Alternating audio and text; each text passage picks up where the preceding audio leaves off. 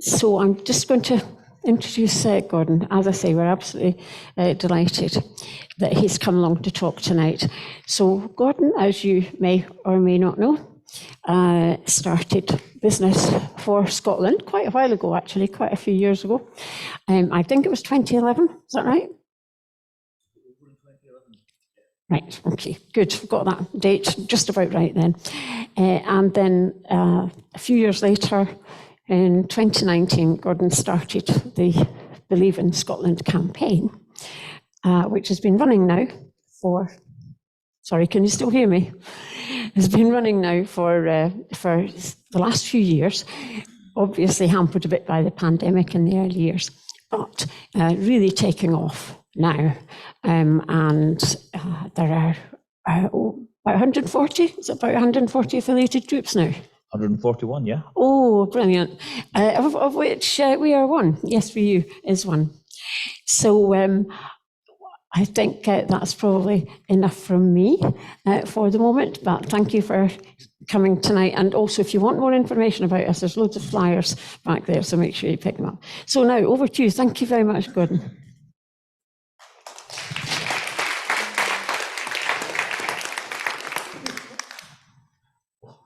It's a pleasure to be here. Thank you very much for inviting me to come through this evening. What I'm going to talk about just now is a couple of things. First of all, I'm going to take you through some research that we've done. I mean, tonight is going to be heavy on graphs and research, but I tried to make it entertaining and understanding rather than actually just stand here and do graph after graph and talk data. It's a funny thing though, because prior to 2014, when people found out I was an economist at parties, you could see the blood draining out of their face and they start walking backwards, looking for a way out, etc. Everybody seemed to have a weak bladder. They'd go, oh, really? I have to go to the loo. So, but since 2014, basically you say you're an economist and everyone goes, oh, that's fascinating. Tell me about this. And should we have our own currency? And should we, and people don't realize that there's all sorts of different economists and with different expertises, etc. But I'm going to share some of the data that we've done, also some work we're doing on policy work, which we're presenting to the Scottish Government on the wellbeing economy. But I want to start off because this is a Yes for EU meeting with some polling we've done on Scotland as an independent nation rejoining the EU. I was going to say, anything you say, there's about the same amount of people, I believe, online watching as there are in the room. If you want to share anything we say, any photographs, etc., please use the hashtag Believe in Scotland and Wellbeing Economy. We've already posted a wee picture of you all on Facebook, so you can have a look at that and people will be able to find them all. So basically, yeah, just a quick poll around the room though. How many of you believe that Scotland should be an independent nation? Right, so there aren't any undecideds yet, and that's because we're not in campaign mode, so that's fair enough. So this is not preaching to the converted, but hopefully sharing some knowledge with the people that are going to go out there and talk to the undecideds. How many of you want Scotland definitely to rejoin the EU once it's an independent nation? Is there anyone who doesn't, who isn't sure? No, okay, right. Good stuff. Are you just not sure, or are we taking your hand down a bit slowly there, Morag? So, yeah, given your position, I hope you were just slow. Quick, redo the AGM. So yeah, we did a poll here. This one is 2006 people in February this year. 68% of the population of Scotland said that an independent Scotland should rejoin the EU. And that is a super majority right there. Only 32% no. I suspect it's going in one direction only, that stat. So we'll do that piece of work again. So you can see how important it is to people in Scotland to think of ourselves not as an insular nationalistic nation, although we happen, I think, to be part of an insular nationalistic nation called Great Britain or the United Kingdom, but as a civic international nation who wants to reach out and join the European family of nations, independent nations all around the world. In terms of how that breaks down, there was a majority for an independent Scotland rejoining the EU from every single age group, even the age groups that you might say in terms of females over 55 and males over 55, they were both 52%. Those are the age groups that don't necessarily support Scottish independence. But we'll talk about how to make them support independence later on. But they do support already rejoining the EU. As you can see, for younger males and females, there is a supermajority. It's not even worth talking about there. One of the keys to that is what people think will happen to Scotland's economy if, as an independent nation, we rejoin the EU. Now, remember that in 2014, the scaremongering of the no camp was all about, the danger to your economy. And that worked for a lot of people, largely because I didn't think the Yes campaign had a really positive, strong vision. It had a big sort of door stopper of a manifesto called Scotland's Future. How many of you read the whole of Scotland's Future? 2 of you. I don't, 3, 4. I'm not sure if I believe you or not. It's literally my job to read that, and I didn't. So what we need to do is we need to share a vision. And part of the vision we will share this time is that we will rejoin the EU as an independent nation. It appeals to absolutely everyone. It's also the right thing to do for our communities, for our exporters, and for our economy overall. It's also just the right thing to do. To be part of the European family of nations at this point in history is the right thing to do. And that's kind of what the UK as a whole hasn't got. But here's basically why it's so important to people. If you actually look at that, you can see that there is a much more people. 45% of people think that the economy will be better or much better, and 16% think no different. So what's that? 61% of people think that the economy will not be worse if we become independent and rejoin the EU. Again, that's a big number. Once you start getting a 6 in front of a poll, you know that the argument's over. You can never convince everybody. And this is the thing, that once we become independent, you won't find somebody who voted no. You might if they're driving to the border in a truck with all their furniture, but that'll be very few people. That'll be like 4 or 5 people, they'll be Conservative MPs, ex-Conservative MPs. But yeah, so basically the economic argument for independence is one, but it's even stronger when you talk about rejoining the EU. In February this year, we held the first Scottish Independence Congress.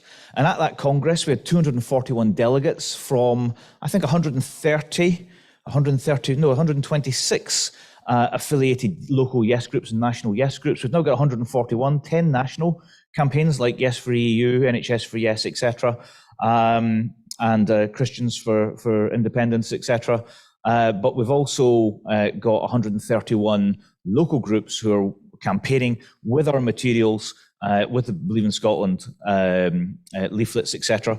One of which is this one here, which quite simply just makes the case for an independent Scotland rejoining the EU, which we think is an absolute core message. So basically, we polled all of the leaders of the affiliated groups, which is about, I'm going to guess, 95% of all active Yes groups in Scotland, and 80% of them say that an independent Scotland should rejoin the EU. And a further 15%, so that takes it to 95, overall wanted to go down the EFTA route. I find it really easy to explain to people why we should rejoin the EU rather than EFTA. And what I do is I say to them, go knock 5 or 6 doors, knock on the door and say you want to join EFTA and see what happens. By the time you hit the 6th door, you're going, we're going to rejoin the EU. Because people understand that. But also, it is the better option, much, much stronger. EFTA could well be a plan B, but it isn't the right option for Scotland.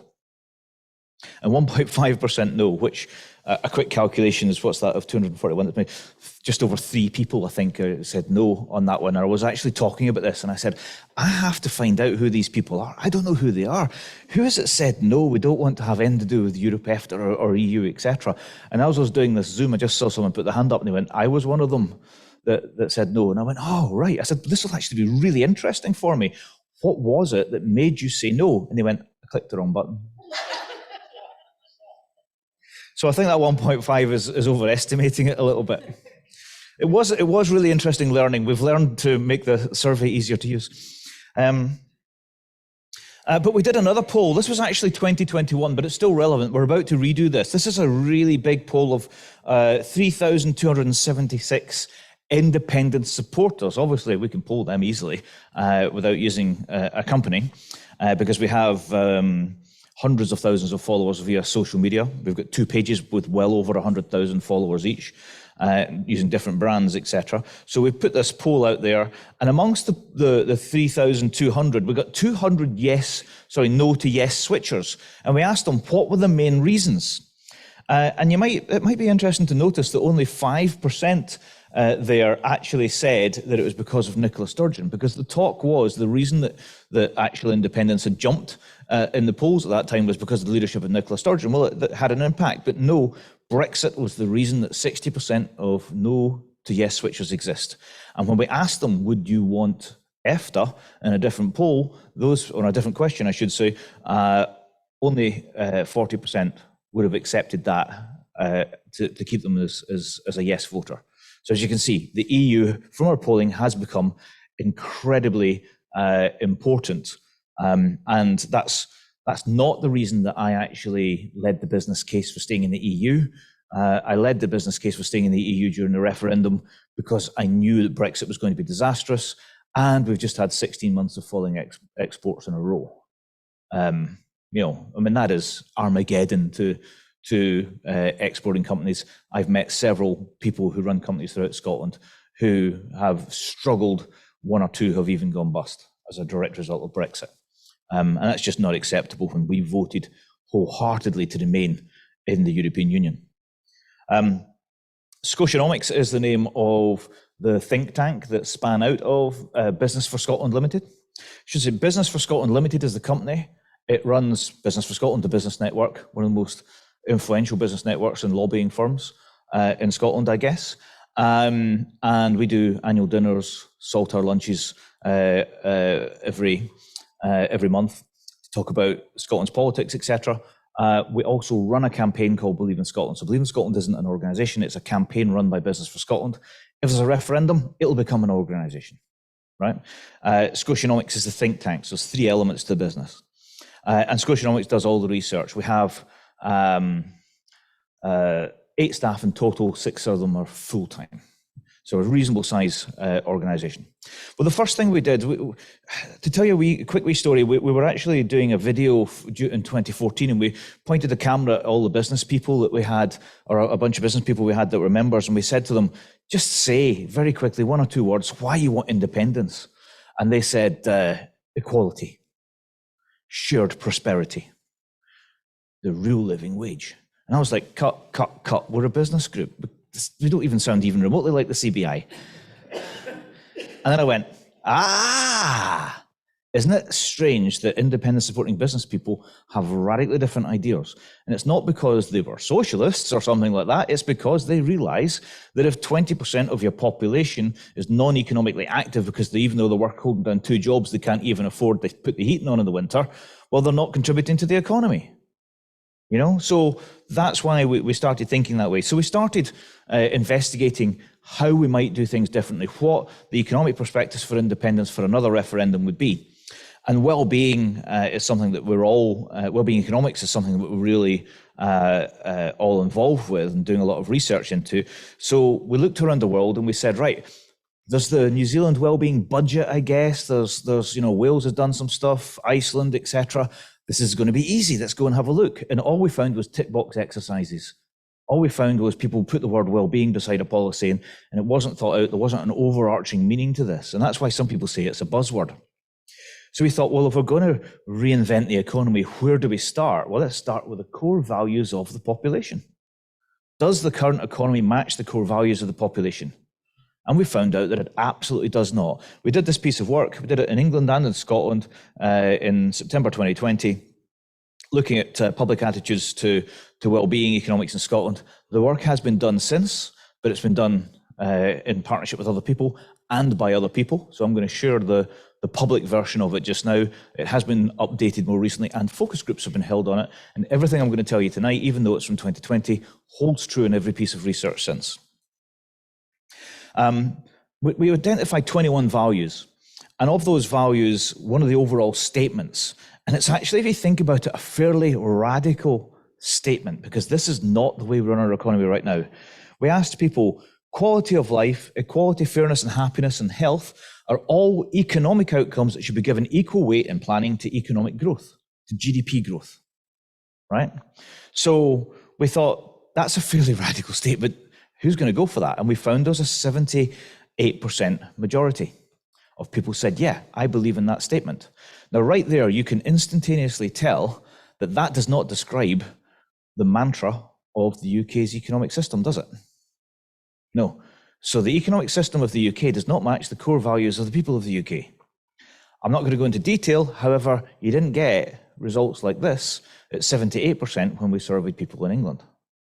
And that's the difference. That's why you have a broad church, mixed palette of left and right policies, SNP, stroke Green government in Scotland, and a Tory government in England, and a red Tory government maybe about to win the next election.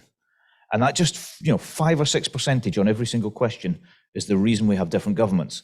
And it's quite telling. But also, look there, the undecided are there as well. So we haven't taken them out in any of these figures. So you can take that to 86% if you take the undecided out. So basically, there's a mismatch between values and economy. And if you break it down, it's not just SNP and maybe Labour that you might think. Right across the board, there are majorities.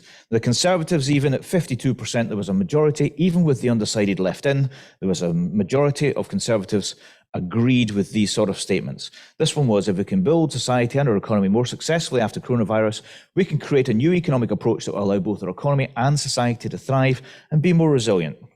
Right across the board, we can't tell the difference. This is something that the chief executive panel base, or the director of panel base that I was talking to about this, he said, I've looked at the data and I can't tell the difference between SNP voters and Labour voters on any single question. He said, Gordon, are they the exact same people? And I said, yeah, they just differ on independence, and that's pretty much it. And that's a very telling strategy for independence. It's obviously where the growth came last time. It's also where the growth will come this time. The Liberal Democrats at 74% agreeing, yeah, but there just aren't that many of them. Attitudes towards economic success being more equally shared among society would result in better growth by age, better growth split by age. You can see that actually there's a majority in every age group as well. But notice, even more so than in the EU, older folks buy into the well-being argument even more than they do the EU argument, right? So we did a bit of work, well, I did this bit of work in 2017, where I tried to actually understand what is the well-being economy. We'd mapped out what the values were. We then looked at the different things that we might be able to measure in different countries. And I started a bit of work to compare Denmark, which at the time was the happiest nation in the world, with the UK. But also Denmark is one of the closest 2 or 3 nations to Scotland geographically with the same population. The others are Finland and Ireland and Norway. So I looked at Denmark, and if you assume that if you're calculating all the different things that have to be given the same prominence in your policy making as GDP, then you can see that Denmark, that the 50p shape would be the ideal shape. You can see that Denmark beats the UK on almost everything except sustainability and natural resources. Guess what happens if Scotland leaves the UK? Yeah, that's Scotland, right? So the UK is losing on everything except for economic performance. And I remember at the time, people would say, yeah, but your whole theory just falls apart there because the UK's economy is growing faster than Denmark's. And I said, yeah, but if I'm right, the UK economy is going to collapse and Denmark's is going to continue growing steadily at the rate it's at. This is a slightly different graph with a few more countries added in there, but as you can see, that's exactly what happened. You cannot grow an economy in a sustainable manner unless you have all the factors of society and the economy working together. You cannot have a strong society without a strong economy, and you cannot have a strong economy without a strong society. They're 2 sides of the same coin. And what have we done all of our lives here? So the average age in this room is not too far away from mine, I think. But if we one or two people bringing it right down, if we think about what's happened in my lifetime, well, say we start off with the Conservatives in government, and the Conservatives are cutting red tape and negotiating or not negotiating with the unions or strikes, etc., and keeping the pay low, etc. And business starts to boom for a short period, but society starts to die, and eventually everybody goes, oh, stuff this, and we swing the pendulum all the way to the left, and we bring in Labour, and Labour start increasing. Pensions would increase, spending would increase, benefits would increase, etc., and the economy would start to die. So what do we do 5-10 years later? But it's about 10 years later when the Tories get in, it's 5 years later when the Labour get in, usually, until Labour became the Tories. And then they managed to stay for quite a few years. They're trying that trick again. So we swing the pendulum backwards and forwards, expecting something different to happen, expecting boom and bust to stop. You know, there is a saying, isn't there, about doing the same thing and expecting a different outcome?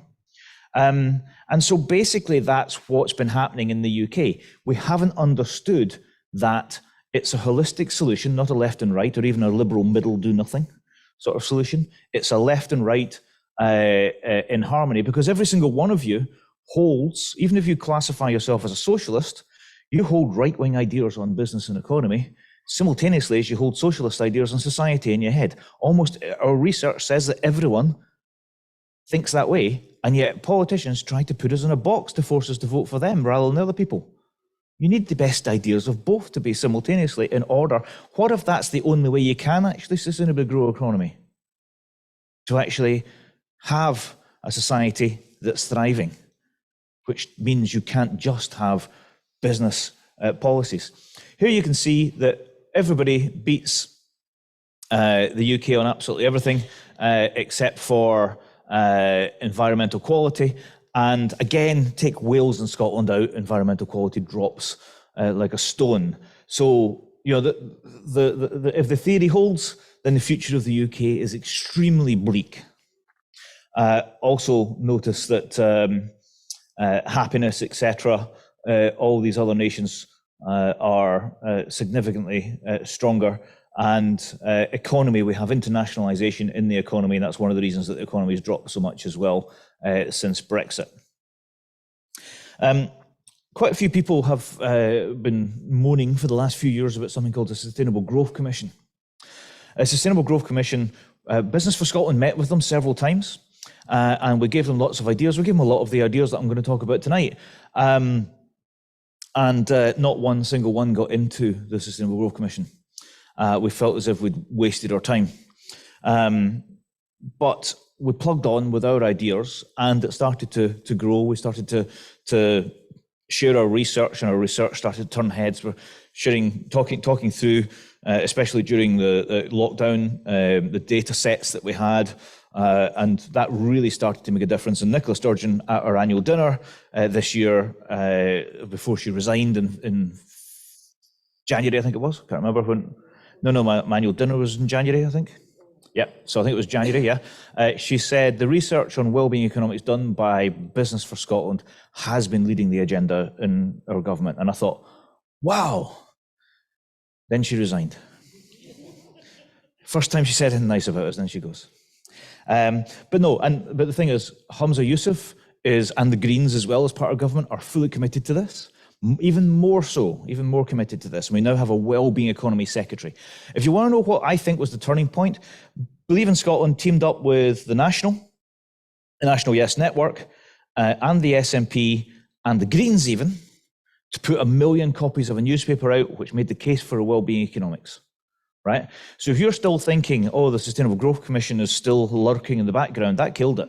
The SNP committed to their activists putting out 1 million newspapers. As we did this, and there wasn't really much else happening at the time, support for independence went to, I think it was about 55% in some polls, about 53 to 54 was where it was kind of sticking.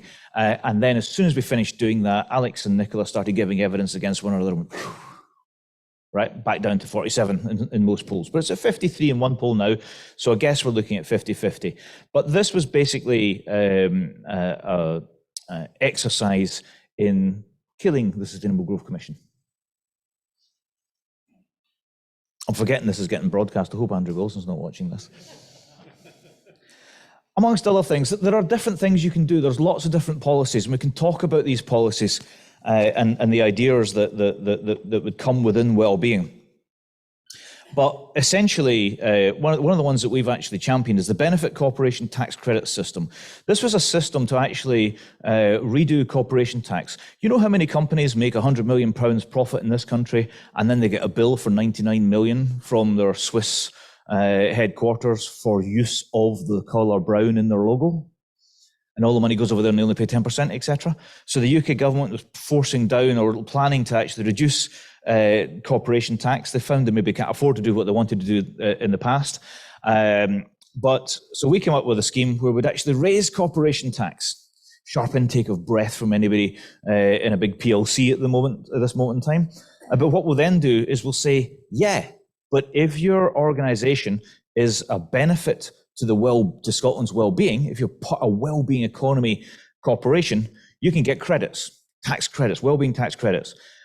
If you have equality in your pay, if you have equality on your board, if you increase the amount of your turnover you spend on close-to-market research and development, if you increase your exports, if you reduce your carbon footprint, if you take people off of unemployment and employ people and train people, if you have apprenticeships, etc., all of these things that you do pay the real living wage. All of these things you do give you tax credits, and you'll end up paying less corporation tax than your headquarters in England does, right? But how can we afford to do that? How do we get less corporation tax? Well, it's actually better for them to pay corporation tax here than it is to pay several £1 million to a firm of accountants to make sure they don't pay corporation tax. And the other thing is that the Scottish benefits bill will drop, because we're paying literally hundreds and hundreds of millions of pounds every year in universal credits to the staff at Tesco and Asda because they don't get paid enough, and Amazon, right? If the government has to give benefits to people in full-time jobs, you don't have an economy, and you shouldn't be giving shareholders bonuses. That's a well-being fact, right? We've also done some work, which is this is a piece of work which is an advanced copy, which means that right now we've just done this work. It's the draft basically, and we've given it to quite a few economists and academics. They're looking at it and they're working with us on defining this. So basically, we're taking the definition model, that sort of pictogram that we did, or spirogram we did before, to the next level, and we've basically come up with under each of these headings: economy, human development, living environment, future-proofing, and community. We've come up with about half a dozen measures that we can easily find for most of the countries in the world. We can't find them for Scotland because Scotland's not an independent nation. We don't collect that data for Scotland, which is a bit of a problem, but we can create a league. And I won't expect you to be able to read this. I'm going to show you a zoomed in bit in a minute. But this league basically takes 33 nations, mostly OECD countries, and grades them across these multiple factors. And we can actually see who is doing well in each area and what the best countries are for well-being. Here's the top 10. Can anyone just give us a shout out and tell me what you see in terms of a trend of the top 10 well-being economies in the world? I'll take about our size, but I'm not taking small, because Scotland is an average-sized country. Liechtenstein's small. Iceland's small. We're very average. I know it's a bad thing to be average, but we're very average. We're kind of medium-sized country. But yes, they're small, mostly Northern European, independent nations of similar population sizes to Scotland, or smaller, with the exception of Germany. And I'll tell you something about Germany. It's the UK was 16th, I think. Just check that. 16th, fifth largest country in the world with all the advantages that the UK has got, and it's 16th in well-being. I think that's an absolute disgrace, given how many countries don't have any of those advantages and are above it. And we're going down the list. Germany is the large country that's there. Germany is very different in terms of well-being to us. Amongst other things, one of the key things about a well-being economy is subsidiarity. You actually would have local decision-making, democratic budgeting. So every area of the city here, Edinburgh, would have a percentage of the council's budget that would be spent doing the parks, up the streets, etc. And instead of the council deciding, they put it in a pot for local communities to actually have a democratic process of deciding how the money's best spent. That is, Paris are using it, so why can't Edinburgh? It's been used around the world to great effect, but instead of centralising in London, or if you take a better example, is there are people living on islands whose bus stop decision as to where the bus stop is being positioned has been made in Inverness, 3 hours away, in 4 ferries. You know, so local decision making is part of it. Germany, the average size of a German council is 6,000 people. Average size of a Scottish council, 160,000 people. Yeah, so councils don't, you know, Birmingham City Council was a few years ago Europe's largest employer. Nobody else does it that way. Yeah, you don't have tens of thousands of staff, and if you want to speak to somebody who can make a decision about your local park or your local library, your local swimming pool, you just wander down a few doors and knock. You know, everybody else seems to run their countries along those lines. And also the thing about Germany is that although you think of Germany and you think of German industrialism, etc., you think of the big car companies, and yeah, they have some mega car companies. So it's a big country, of course they have some mega car companies. But the vast majority of the German economy is driven by something that's known as the Mittelstand. The Mittelstand is the small to medium-sized family-run businesses, many of them 6th, 7th generation businesses. And they almost all have unions on the board. And the gap between the salaries of the owners and the salaries of the shop floor workers is much smaller. There is a difference between Germany and other large countries, certainly with the UK. Another policy is the Wellbeing pension. You may have given out some of these leaflets at 225. Well, we've just had the April 1st uplift, and we've reevaluated as well. Just like the real living wage, we update the Wellbeing pension every year. And now we figure out that, and this isn't for wealthy pensioners, this is just the minimum amount you need per week just to survive, to be able to feed and clothe yourself and put the heating on when it's cold. And it's 235 per week. The new pension's 203 per week. So it's significantly short. That's the new state pension, which is if you retired after the 1st of April 2019. And the old state pension, which still 80% of people get, am I right in thinking is 157? Is it? But it's well short. So basically, there's a massive gap between what it costs to live and what the state pension gives people.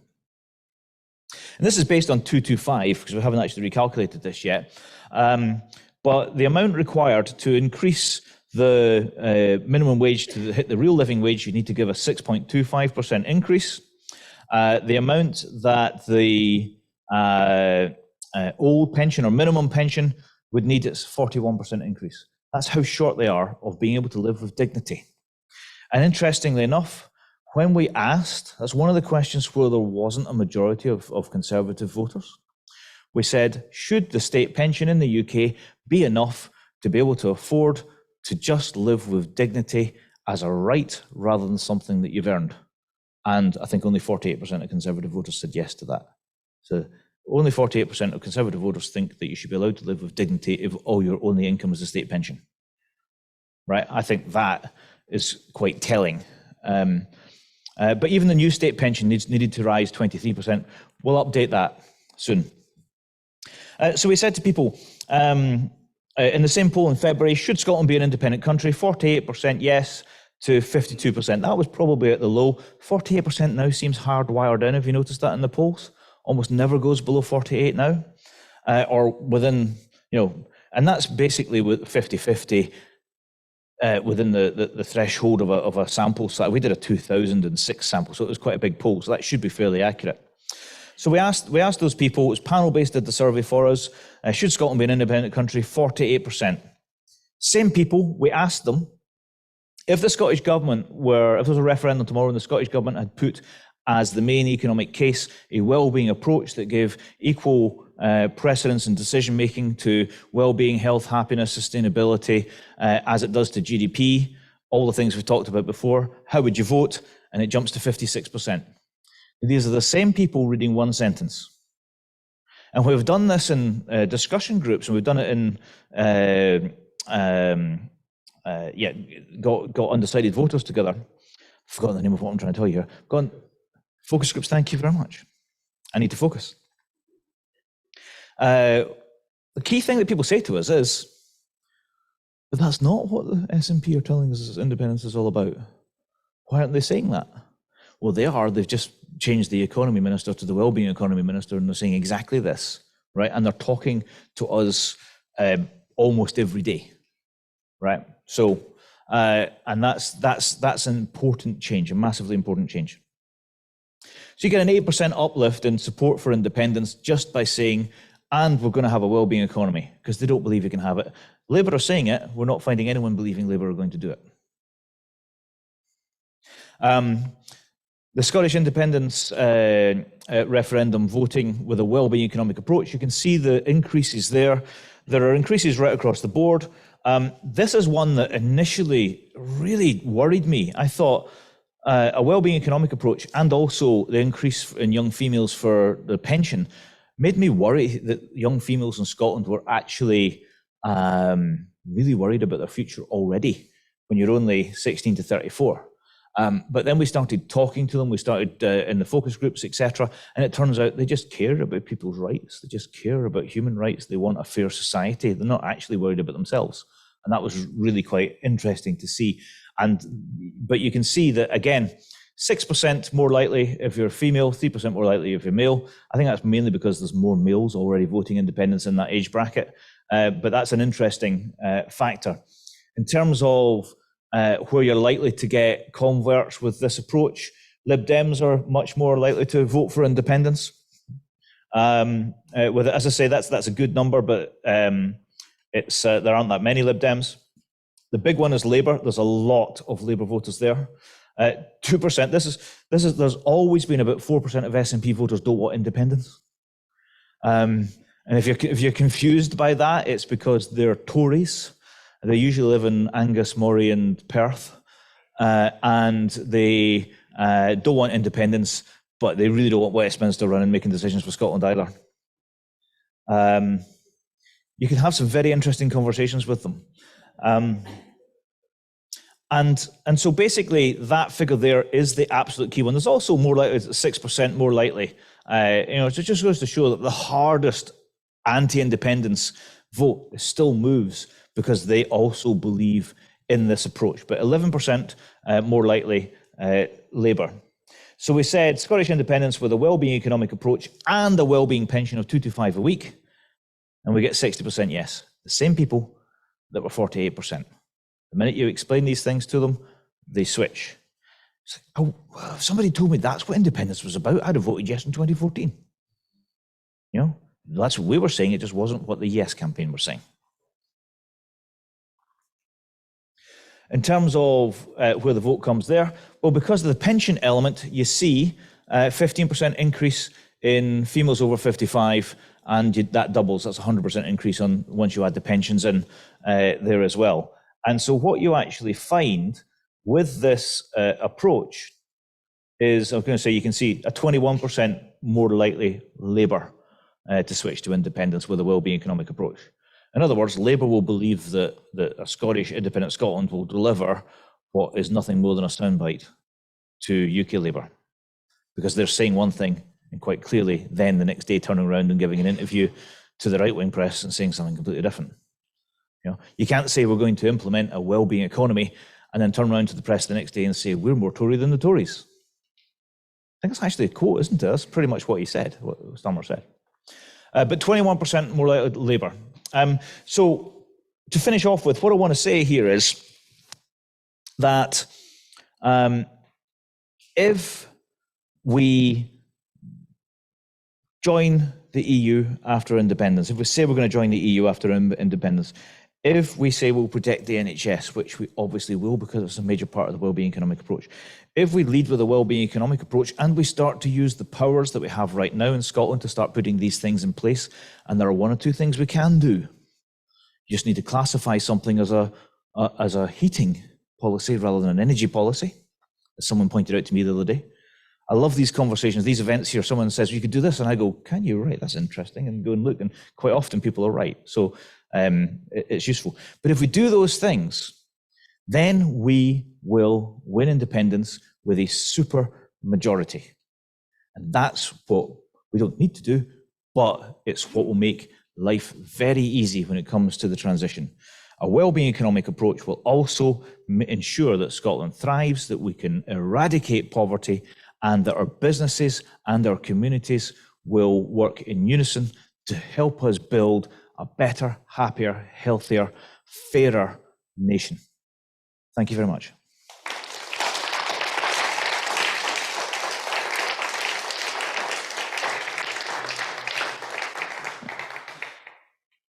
And do you want me to take some questions just now?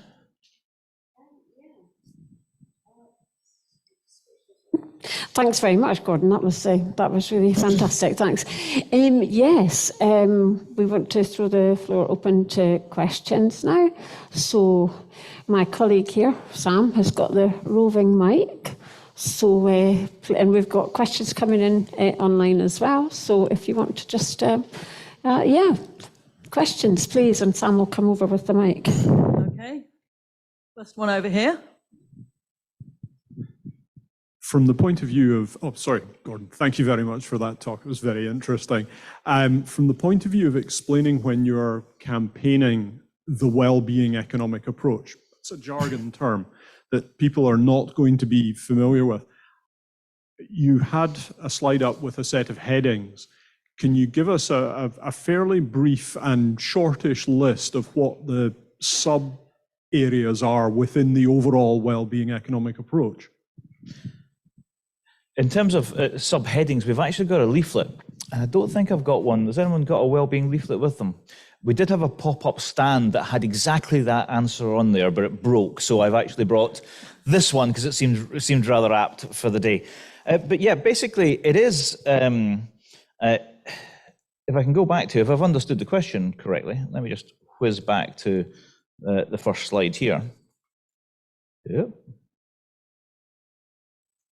There we go.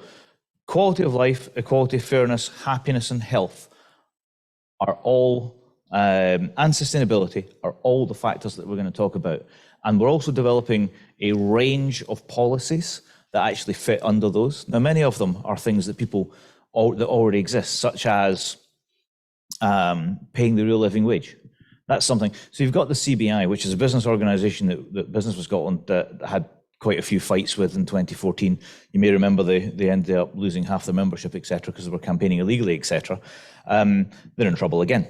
I remember sitting in a Westminster meeting and actually hearing the head of the CBI in Scotland, no, head of the CBI in England, actually saying, we need to reduce the minimum wage in order to make my members more competitive because of Brexit. And I was like, no, we need to increase it in order to make us more competitive because of Brexit. And so basically, we're just talking about the same things that we talked about before, but with more solid answers and better policies and better vision behind it. Now, you might say, but sustainability is in there and the recycling scheme isn't very popular and neither is the marine protected areas, etc. I happen to think that there is general belief and understanding that getting recycling right is something we absolutely need to do. And that's within the policy of a wellbeing economy, is getting that right. Whether the SNP are getting it right or not, they're not. And they've maybe not understood that absolutely everything they do that's contentious is going to be rejected, if they can at all reject it by Westminster. But yeah, that's basically it.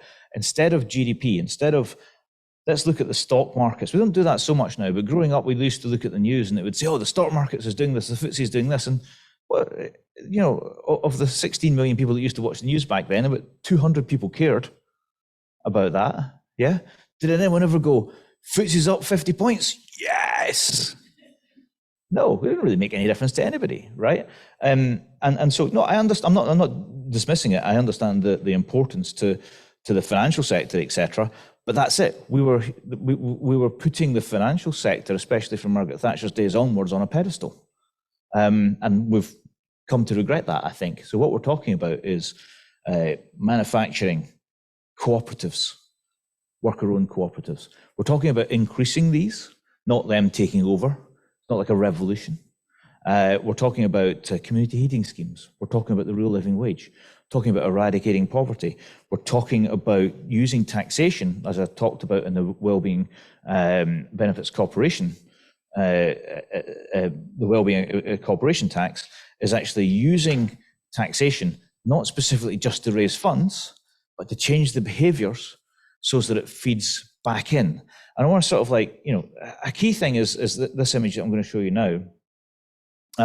This is the symbol we've come up with for the wellbeing economy. And it's that statement that you can't have a strong economy without a strong society. This is the Gaelic symbol or Celtic symbol for infinity. And so basically what I thought this said to me was that the economy and society are one. And that's the key message there. And if you get that message across to people, because it's a core belief, because these policies match core beliefs, they don't go, how does that work? How do you set up a central bank? The question we used to get, put you in the back foot, etc. They don't go, I don't know how this works. You need to explain this to me. How many civil servants are we going to have, and how big are the desks, and what computers? How much is each computer going to cost? Are they going to have mouse? Is it going to wired mouse? We need to know the details of independence because we don't know. We just actually say, look, here's the general principle. Here's some of the policies. Look, they're doing it already. You support that, don't you? Do you want to live in that type of Scotland? Totally different conversation on the streets. And we'll be launching a new ambassador program teaching people how to have these conversations within a matter of weeks. Make that months, because it's more technical than it used to be, because it's all going to be online. Okay.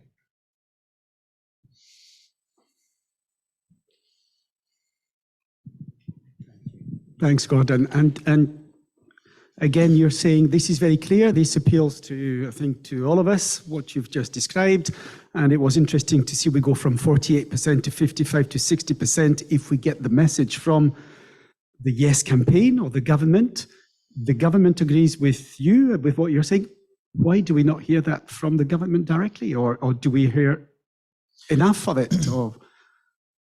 Well, I think we do. I mean, for a start, since in 2015, Business for Scotland had its AGM, and the first thing we passed unanimously was that all Business for Scotland members should pay the real living wage. The second thing was the Scottish Government should appoint an independence minister. And we took that and went to the SNP, and they went, don't be daft, we can't do that. And this new administration's just done it. And we were like, wow, we're taken aback. The economy minister, Hamza phoned me up at the beginning of and so did Kate, at the beginning of the leadership contest for the SNP, and I gave them both the same data. Kate never talked about it. She actually talked about Sustainable Growth Commission because she's one of the authors of it. Hamza made his entire campaign about the wellbeing approach, right? He actually mentioned Business for Scotland and Believe in Scotland in 6 different hustings that I watched. I don't know if he did it in all of them, including one time leading a round of applause for us. And I thought, okay, at last we've got a relationship with a political party once he'd won. I thought we're going to have a relationship with a political party that is going to be slightly different from the one before, which, many people have said that the SNP do not play well with people within the independence movement. Well, I have been the leader for many years of the biggest and most active of the independence movements. Do you think that it was any different for me? If anything, it was worse. Now everything's changed. I'm through in Edinburgh every week to meet ministers and special advisors, etc. They're asking the questions, they're challenging our research, they're doing their own research. They seem to be fully committed to this. And we have a relationship with them. I've now met more ministers and leadership figures within the SNP since Hamza was elected than I did in the previous 4 years. So they are engaging on a different level, completely different level. So yeah, I think you're going to start hearing a lot more about this. Obviously, in the background, he's dealing with some stuff. He didn't get a honeymoon period. Yeah, but I think you're going to hear an awful lot more in a not too distant future. especially with Neil in the Wellbeing Economy Come Minister on, position. ladies, we do Cabinet questions from women as well. Excuse me. That was excellent, Gordon. Thoroughly enjoyed this. The balance for me on this is great, but the questions we're going to be asked, people are being spoon-fed daily how bad the economy in Scotland is. Kate Forbes, one thing I was very impressed with, I think it was the first hustings, she actually said, what we've got to do is put the GDP figures together, including the potential that we have in green energy. Keep it not, out of the ballpark, keep it modest. Yep. I believe you've done an exercise on this, but we've got to be able to say to people that an independent Scotland, no matter what they say, what the media say, what the establishment in England says about us, is the potential's huge. And from that base, if you look at Norway, top of that list, and their economy, we know why their economy is strong, but Scotland potentially can be up there. And that will help to consolidate that 60%. It doesn't necessarily mean at the moment that people are committed to going for it if they cannot believe that we can sustain that, fund it, in other words. So yeah. So it's not really a question, but... No, but I can make a question out of it. So, but no, it's good observation. So basically, you are right. Scotland will be the wealthiest and most advanced nation ever to win its independence from a larger country, and every other one, almost without exception, has thrived and not wanted to go back. So why would it be so hard for us? We have our own, to a certain extent, our own tax system, we have our own benefit system, we have our own NHS, our own education system, our own legal system, we have a parliament. We've got almost everything that nobody else had. We've only a few things we need to build, such as a central bank, and people were going, oh, how do you do that? Well, lots of countries have done it in 28 days, they've launched their own currency, all that sort of thing. So, people say, Gordon, why don't you write a big, long report about how to set up a central bank? And I think, because I like life too much. But I know what I would do already. I've even got the names of one or two people I would phone up and say, you've headed up the Central Bank of India, you've headed up the Central Bank of Great Britain. How about you come and join us and help us put a central bank together? How much money do you want for it? Well, it's not going to be that much, is it, compared to the benefits to the economy? So we've just got to stop and going in the back foot about if every other country in the world can set up a central bank, then let's just assume we can and just tell people, look, it's not going to be a problem. Let's talk about the vision we've got for a better country. As for GDP, etc., I don't know how we know what our GDP is because the formula for GDP involves exports minus imports, and I don't believe we've got any credible way of actually measuring imports versus minus exports minus imports, etc. So we've got a rough guess at a lot of these figures, but we've got that rough guess, and that rough guess says, and by the way, the rough guess is based on a calculation which is done as part of the UK, and therefore it will understate what our GDP is. But our GDP growth in the last 12 months has been 400% higher than the UK's. Our economy is fundamentally stronger. It's been stripped back to the bone over and over again, massively underinvested in Scotland, and yet because we're naturally wealthier, one of the most naturally wealthy countries in Europe, only Norway can match us in terms of natural wealth. Our economy has shown to be incredibly resilient. When you look at the taxation coming in, especially from oil prices that rose last year, expect, and I haven't seen the figures and I don't know, but I'm just back of an envelope sort of calculation here, I suspect our deficit will be significantly smaller than the rest of the UK's financial deficit this year, right? The issue is that, and we've done some work on and lobbied for the Scottish Government to put out a separate GERS account for a projection. So we put the Wellbeing Economy plan together, figure out what will happen to the economy if we were to implement all of this, and every single policy and a wellbeing policy is in use somewhere in the world as a smorgasbord. You can take these together. So they've even been measured, so we know the input of them, the outputs from them all, so we can put them all together, calculate the outputs, and actually make a forecast. And if the Scottish Government does that, it will have the same weight as GERS, and the economic argument is finished in our favour. which is what it should be. That's what we'd like to see. There are various difficulties, and the Scottish Government's still working on how it might actually do that. But if they don't do it, we will. Thank you. I promise I won't sing. I was asking earlier if this was for the karaoke. So 2 questions, if you don't mind. Many people here have heard me say that I'm a very proud New Scot. So that's the first question, is there is still a lot of New Scots that don't believe in independence. We've been out in stalls quite often, and some of them don't even know they can vote. So that's one of my missions, or I feel it's one of my missions, is make them understand that they can vote. So first question is, how do you think we can turn New Scots, is convince them that independence is the way forward? Not me, obviously, I'm not a typical net one. The second question is, there's 2 councillors here, there's more online. We deal with people every day, and we get everything you can imagine. Why doesn't the council do this? Or we don't have the budget, but that Scottish Government, I think you can understand where the message comes, because we still get too much money from the UK and they don't understand the limitations. So I was going to ask you for some help. How do we, as councillors, local elected members, when we talk to people, because we talk to them every single day, make them understand that independence is the way forward?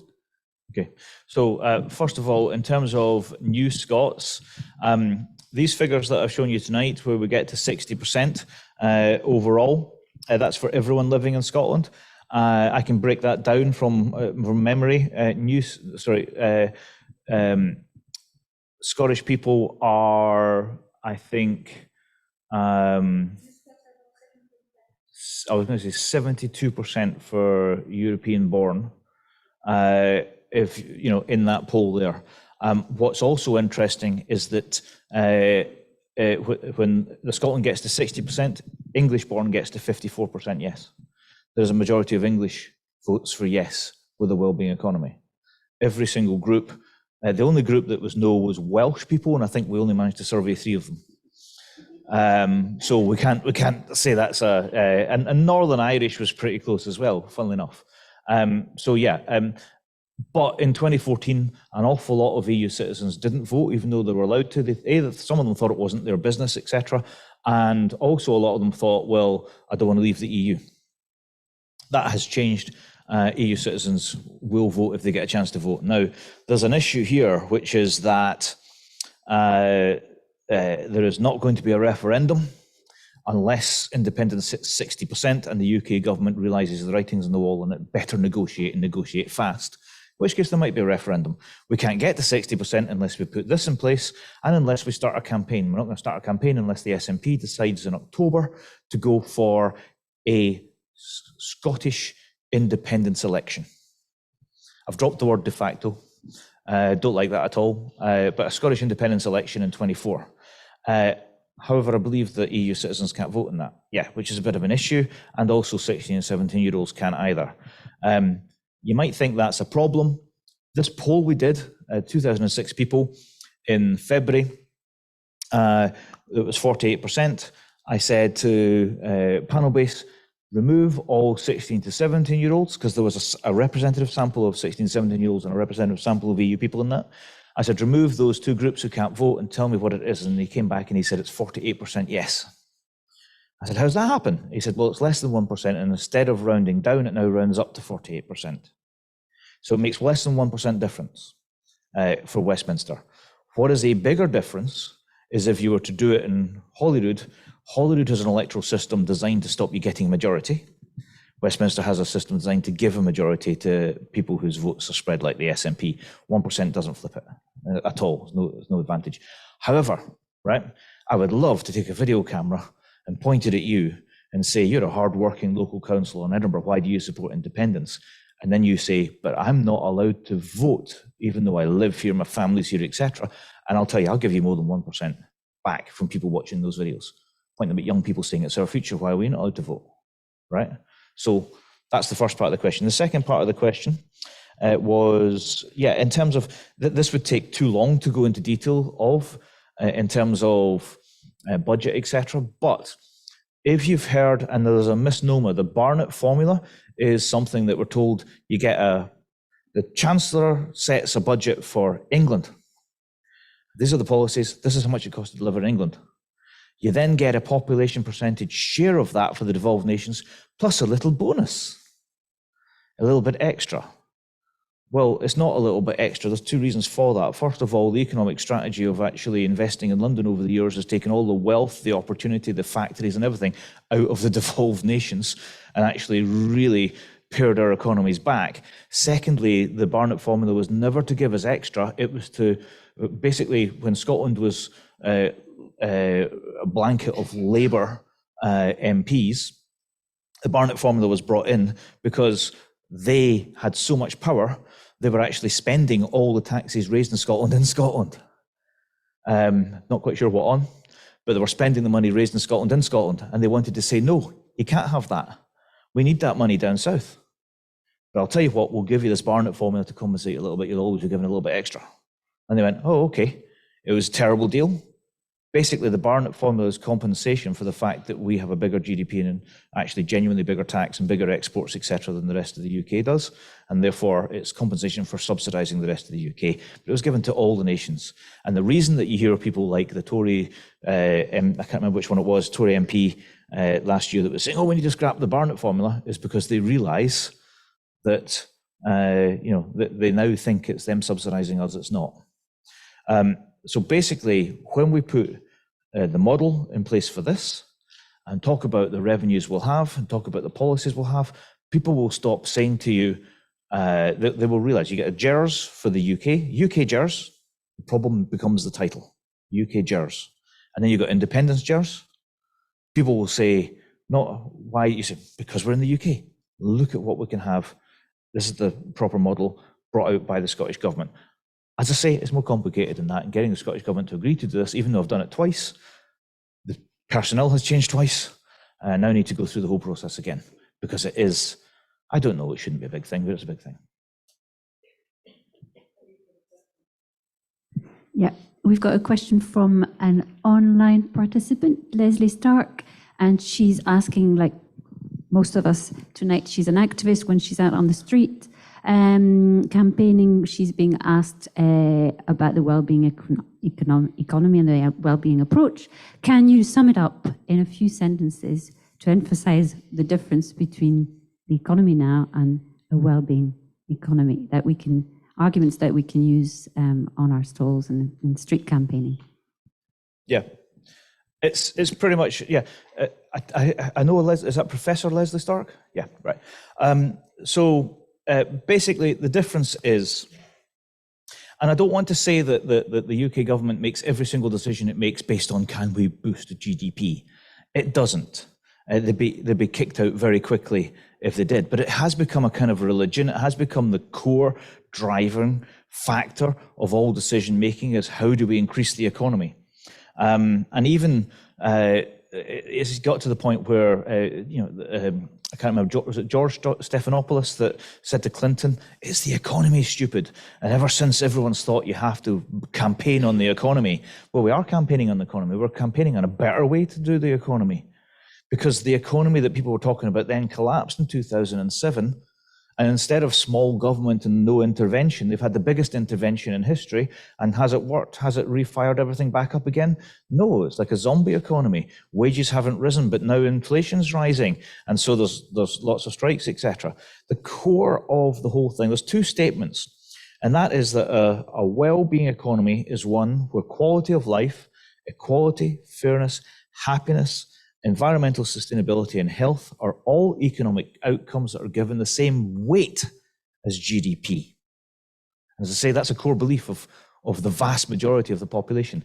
The second statement is that one that I've said before, which is that you can't have a strong society without a strong economy. You can't have a strong economy without a strong society. They are completely interlinked.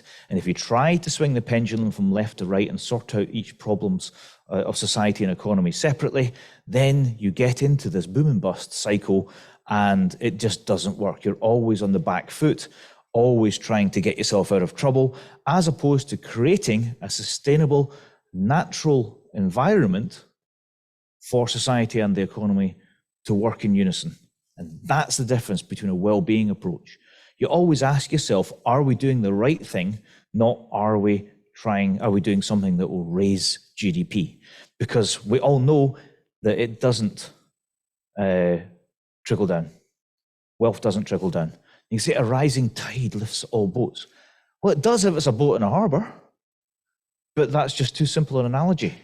It's a much more complex thing. The economy is much more complex than most people think it is, and that's why so many of the leading economists, or the economists that are coming to the fore in the world now, are interested in well-being, but they're also behavioralists.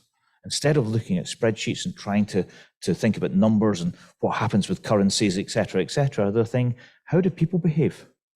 Because the problem with the economics has always been, and as an economics student, I was taught that there was no other way than neoclassical economics. And I believed that for quite some time. And it was only when I got real life experience and working as an economist in national economic planning for the Scottish Enterprise that I started to realize that almost everything I've been told about economics did not work. We all believe that. We all know that in our core, that the economy hasn't worked since 2007. Every economist in the world will tell you it hasn't, but we've got a plan to get it back. What are you going to do? Well, the Tories are saying we're going to deregulate the banks. We think the problem with the banking crash was there was too much regulation. Liam Fox has been saying that, yeah? And the whole world has moved right since then. Because all the left has been able to do is go, let's go back to socialism. People started talking about Marxism again. Those are last century's ideas. This is this century's idea. That's how you sell it to people. Okay, we're kind of running out of time, but we're going to have one last question.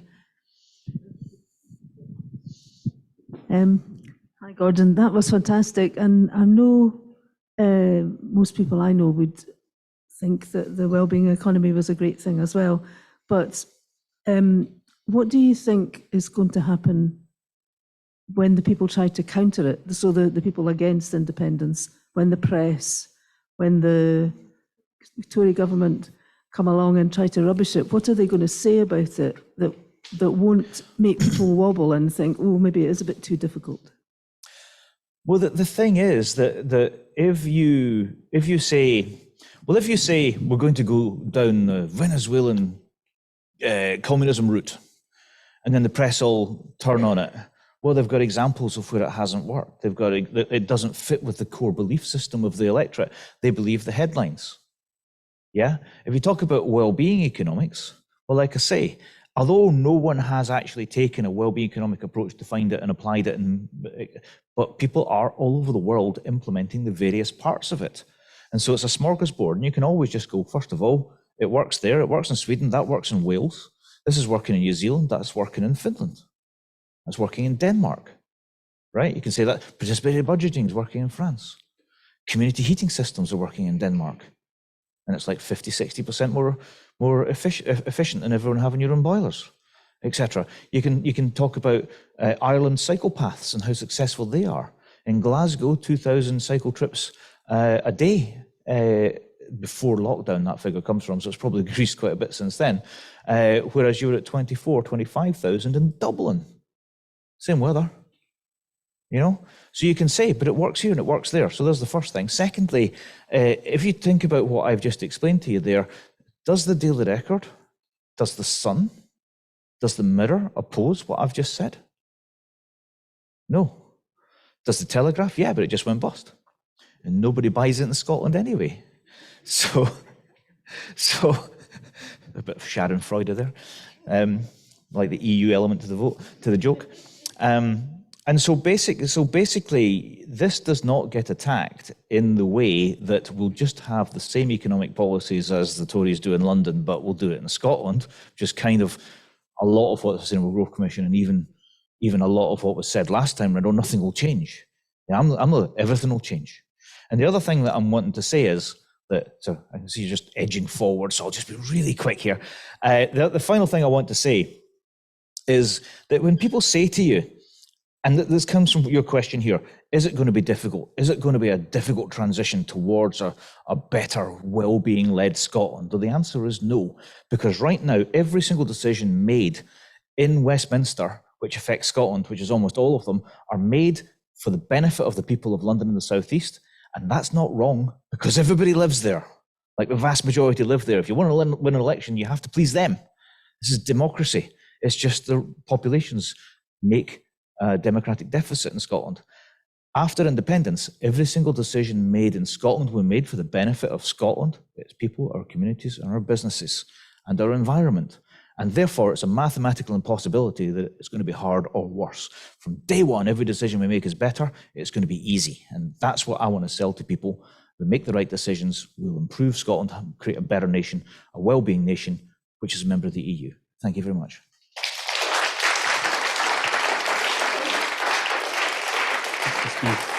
Just move along a bit.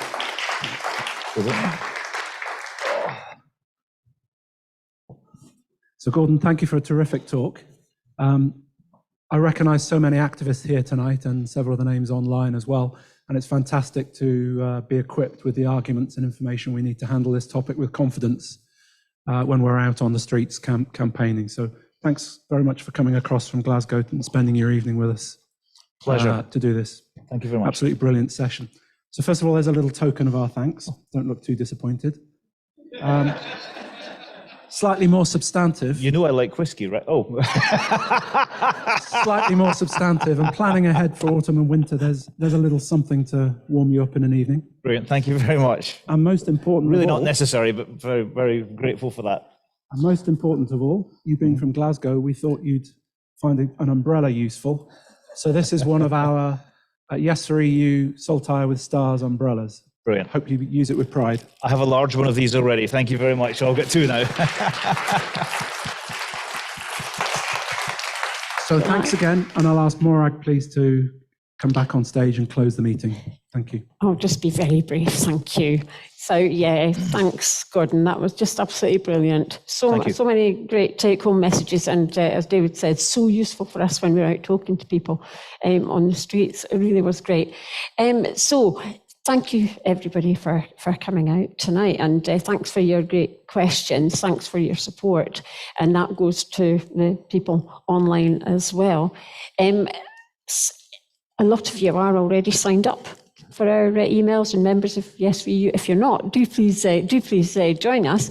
Our flyers are at the back there, and if you're in another Yes group, for example, take a bundle away with you or email us for some more. Thank you also to our EU citizens who have really taken a substantial part tonight, and that's absolutely great. The new Scots who we hope feel welcome in Scotland, and you're certainly very welcome in Yes for EU, as are old Scots as well, of course. So I think that's it, and I've really enjoyed the talk tonight. Hope you have too.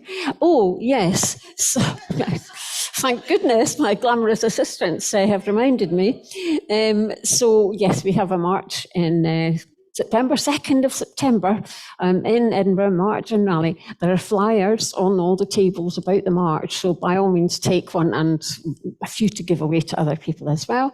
There's also the flyers from Believe in Scotland on the table as well. They're great, they're informative as well. So please help yourselves and spread the word. Is that everything now? Are you sure? I haven't forgotten anything. So thanks again, Gordon, and thanks everybody. That's it. Thank you. Bye-bye.